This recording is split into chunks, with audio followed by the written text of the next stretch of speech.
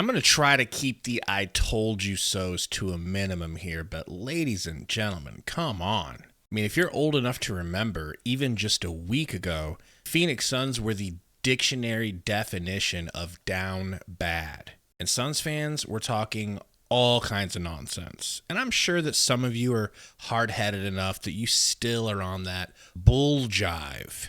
But for myself, and I would imagine a lot of you that were with me in keeping the faith, that the injuries were the real problem. Not Bud's offense, not Book's quote-unquote slacking. But I have to admit, I still never saw this brutal beatdown of the Lakers coming. I did see it as a good opportunity to win, but honestly, no. Not by a 27-point blowout margin. Not with the Lakers putting their scrubs in first, or with the Suns being able to extend their lead in garbage time. After nearly 3 weeks of resting simultaneously strained left calves, I fully expected either, if not both, of Beal and Durant to struggle with rustiness. And with this game being a cup game versus the Lakers, who were positioned 4th in the Western Conference, and they earned it, they've been beating decent teams, I would not have been surprised if the Suns struggled or lost that game. But no.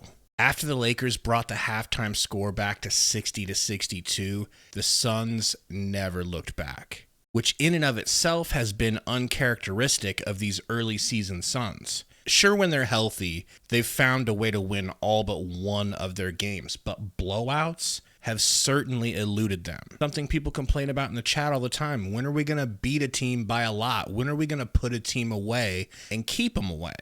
Now, it was also not like them to double the score of their opponent in the third quarter. Most of these third quarters have been abysmal for Phoenix. Not this time, though. The Suns ran the Lakers off the court in the third quarter, 36-18. I'm not great at math, but I'm pretty sure that's double. And in the end, the Suns' most improbable feat of the night was retaining the top spot in the NBA Cup Group B standings. After getting routed, to put it lightly, by OKC, 99-83, only 5 games ago, I thought for sure the Suns would eventually be mathematically eliminated.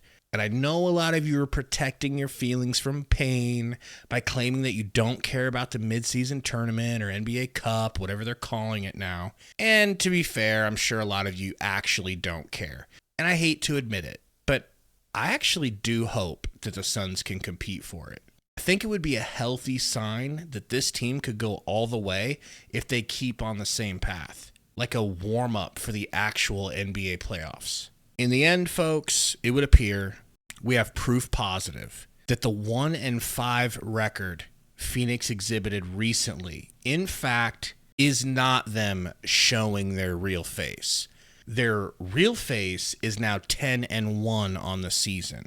Now, this video will look terrible if they lose to Brooklyn tonight, but I just don't feel like that's going to happen. Unless, of course, we get a phantom injury and a couple of the big three have to be held out.